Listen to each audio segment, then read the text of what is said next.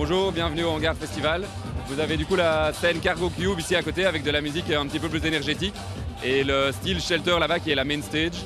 On a un food market au milieu avec 4 offres de nourriture et puis après des bars, des toilettes un peu classiques festival.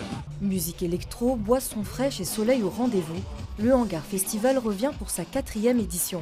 Sa création était le rêve de 3 amis qui très vite est devenu réalité. Ça a commencé avec 3 jeunes passionnés de musique. On était tous les 3 vraiment passionnés depuis notre plus jeune âge et on a voulu créer quelque chose d'un peu différent.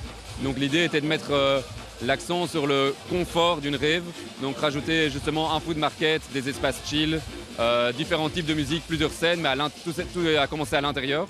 Et puis petit à petit, on a développé l'aspect extérieur. Fondé en 2018, Marvin ne s'attendait pas à autant de succès. Après, on a dès le début voulu faire quand même quelque chose de grand en mettant un gros investissement dans la production, dans les lieux, etc.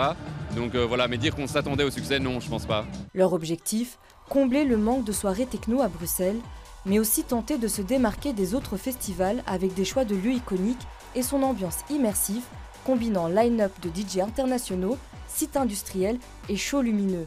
Un projet qui attire plus de 5000 festivaliers par jour. Ça change un petit peu de l'atmosphère des autres festivals qu'il y a sur Bruxelles. Donc si on veut un truc en pleine journée, on va souvent aller à un open air.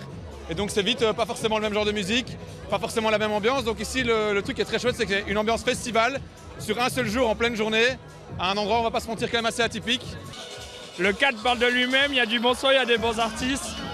L'endroit est très dans sa DA quoi, et les artistes sont incroyables. Déjà le cadre est trop cool, la bière, les copains, surtout la super bonne musique. Il n'y a plus de place pour ce soir, mais la fête reprendra demain jusque 23h. D'autres éditions sont prévues durant l'année avec de nouveaux lieux. En attendant, le festival continue de s'étendre à l'international, comme en Espagne ou encore au Mexique.